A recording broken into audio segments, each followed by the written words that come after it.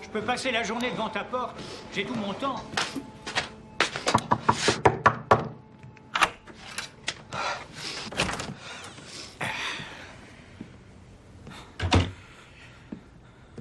Oh, nom de Dieu. Qu'est-ce que tu fais ici? Ton dernier livre s'est vendu à 5 millions d'exemplaires et je suis convaincu que t'aurais pu faire mieux.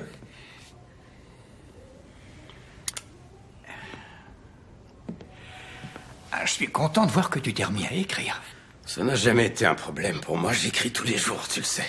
Mais alors, c'est quoi ton problème? J'ai plus rien à dire. Comment ça, t'as plus rien à dire? Ça ressemble à un best-seller? Non, c'est même pas un livre, c'est ma vie. Mais toute ton œuvre s'inspire de ta vie. C'est pour ça que ça se vend bien. J'écris des romans à suspense grand public, alors épargne-moi ton cinéma, grand. Mais tu as des millions de fidèles qui ne sont pas du tout de ton avis. C'est quoi ça? Ça te regarde pas, Dan.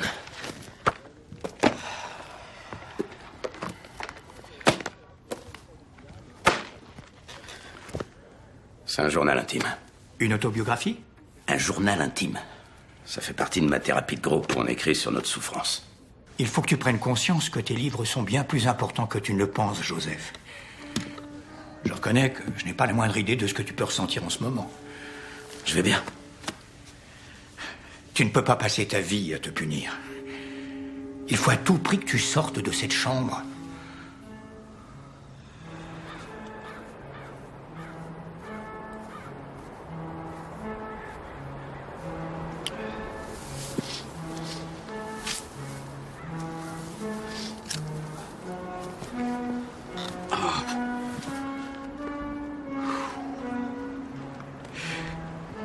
Vous me manquez.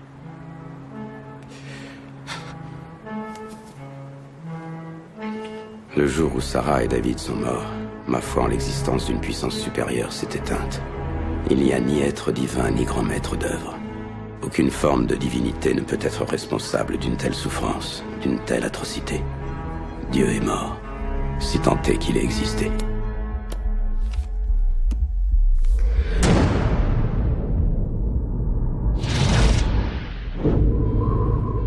Tous mes amis menaient de grandes carrières. Moi, je n'avais qu'un boulot. C'était pas grave. Quand j'ai rencontré Henry, toute ma vie a changé. J'ai donné ma démission.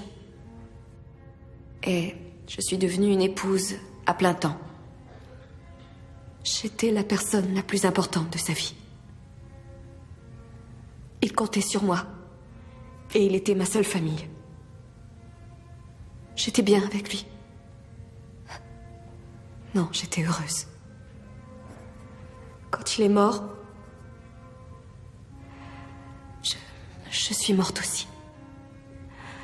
Je ne réalisais pas à quel point la famille tenait une place importante jusqu'à ce que mon mari disparaisse.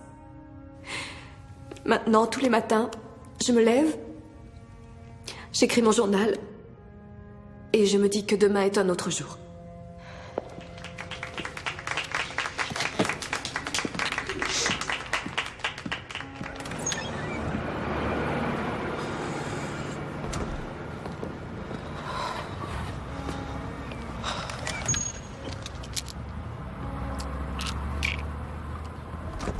Faut pas les perdre. Ça vaut très cher à la revente. Ouais. La prochaine fois, c'est vous. Non, je me vois mal prendre la parole. Pourquoi? J'ai tout simplement pas grand-chose à dire. Ça fait des mois que vous venez ici et on vous a jamais entendu. D'après moi, vous avez énormément de choses à dire. Bien, en tout cas, je vois que vous suivez les étapes. Ah, oui.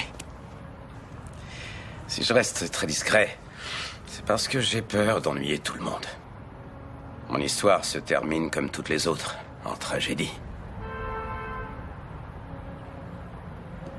Vous qui n'éprouvez aucun problème avec les mots, comment se fait-il que vous ayez autant de mal à vous livrer? Pardon? N'ayez pas l'air si surpris. Je lis beaucoup, vous savez.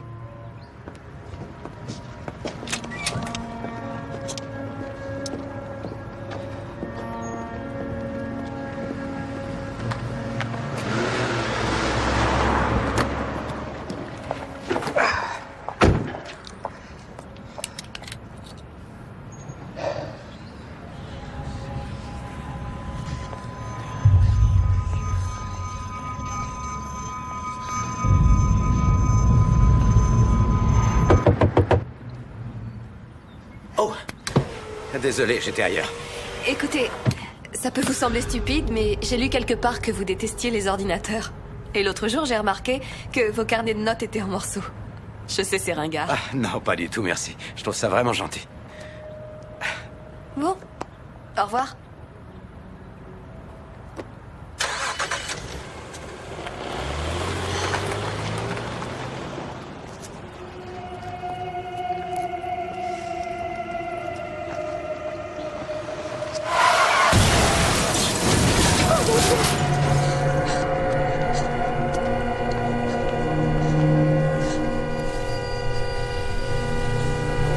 Appelez les secours!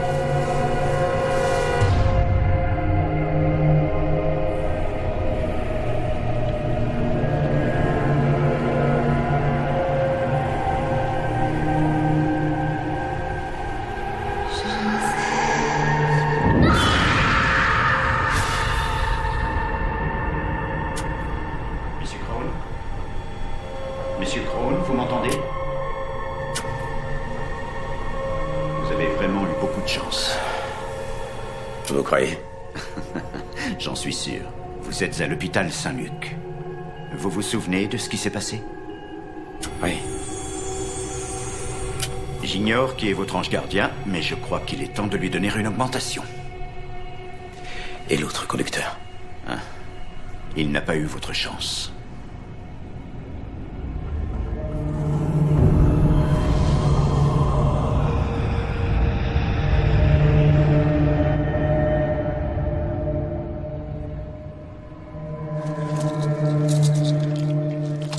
Je peux entrer? Si je vous dérange, je peux m'en aller. Désolée, je savais pas qui prévenir. Il n'y a personne à prévenir. Vous avez besoin d'une nouvelle montre? Tous les soirs, je me couche en espérant ne pas me réveiller. Je prie pour qu'en sortant de chez moi, la foudre me tombe dessus. J'implore un Dieu qui n'existe pas qu'une voiture me transforme en bouillie, et le jour où ça arrive enfin, je m'en sors sans la moindre égratignure. C'était pas votre heure. Si, c'est mon heure. Je n'ai pas de raison d'être. Vous êtes un auteur célèbre qui ne compte plus ses fans, une vraie source d'inspiration pour des millions de personnes. Et vous n'avez aucune raison d'être? On n'est pas en thérapie de groupe, d'accord? Moi aussi, j'ai passé du temps à m'apitoyer sur mon sort. Et c'est dangereux. Avant, j'étais seule. Je n'avais plus aucune raison de vivre. Oui, je sais, vous avez rencontré Dieu. Non. J'ai rencontré quelqu'un qui m'a permis de changer de point de vue sur le monde. On a tous une raison d'être. Ce n'est pas parce qu'on se sent seul qu'on est forcément inutile. Vous rentrez comment? Je vais prendre un taxi.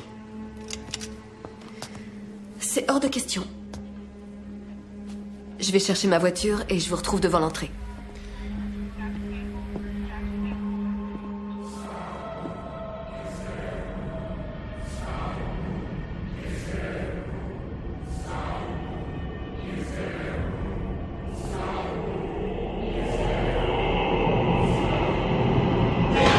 Ne réponds pas à leur appel, Joseph. Fais attention, ils t'observent. Surtout ne réponds pas à leur appel.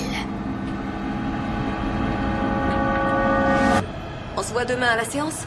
Je passe vous prendre si vous voulez. Vu mes talents de conducteur, c'est une bonne idée. À demain. Oh, Joseph! Vous l'avez oublié.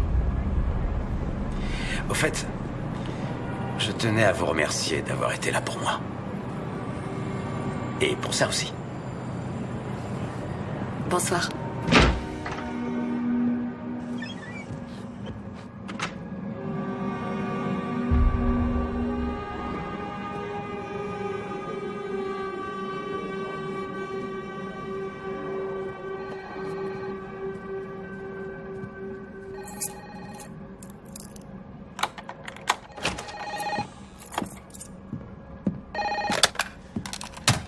Merde.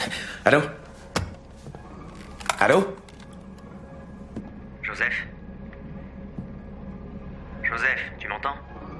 Comment t'as eu ce numéro? Papa est mourant. Il est sorti de l'hôpital pour passer ses derniers jours à la maison. Je m'attends pas à ce que tu viennes. Je voulais simplement te mettre au courant.